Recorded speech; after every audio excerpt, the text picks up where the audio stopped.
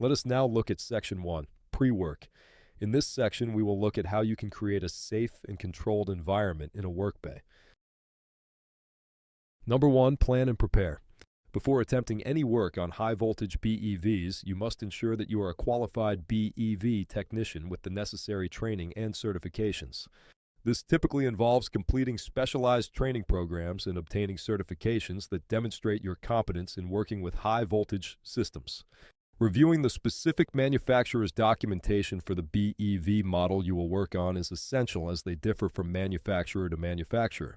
Review service manuals, safety guidelines, wiring diagrams, and technical bulletins to ensure that work on high-voltage BEVs is conducted safely and efficiently. Number 2, set up work bay.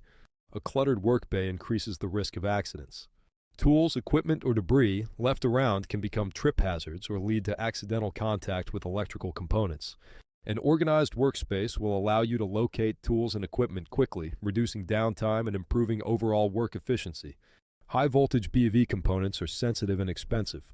Removing unnecessary items reduces the risk of accidental damage during repairs or maintenance.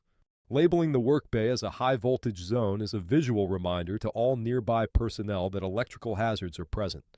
This awareness encourages everyone to exercise caution and adhere to safety protocols.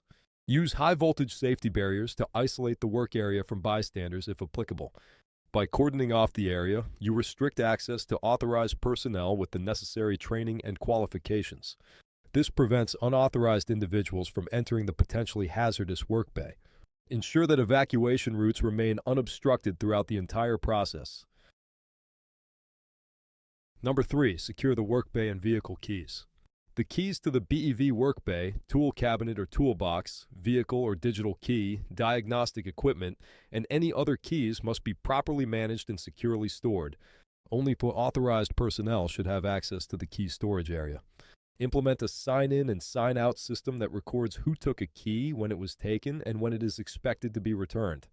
This system helps track key usage and accountability.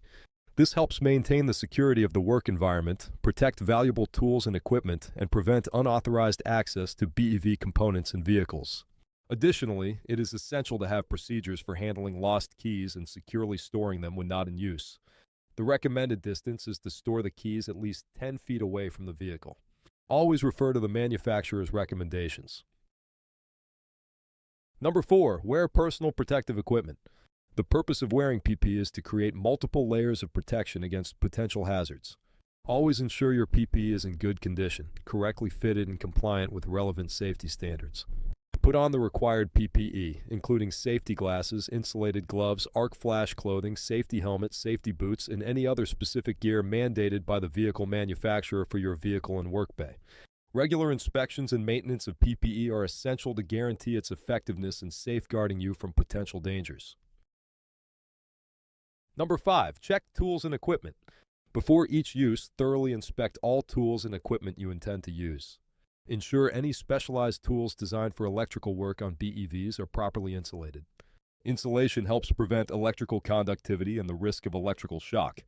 Look for any insulation damage or wear signs, such as exposed conductive parts. Some BEV brands and models may require specialized tools.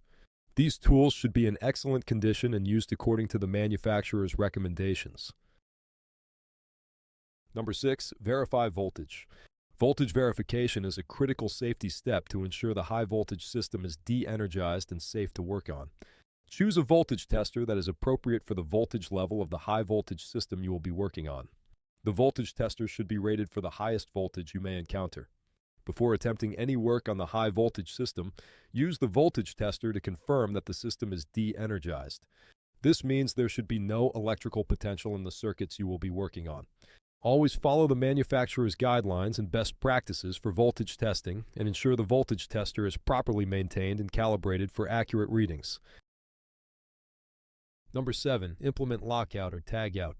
If applicable, implement lockout or tag-out procedures to isolate and de-energize the BEV's high-voltage system.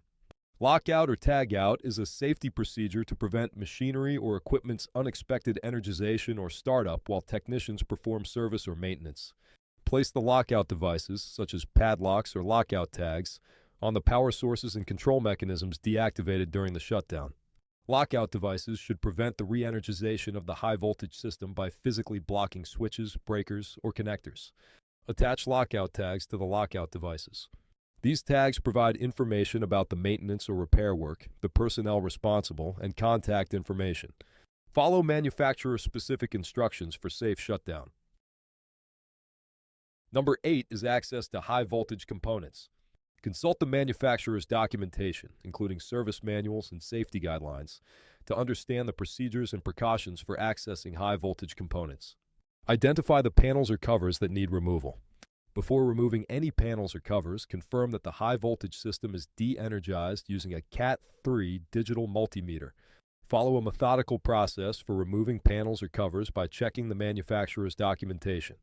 Once you have removed the necessary panels or covers, follow the manufacturer's guidelines for accessing the high-voltage components.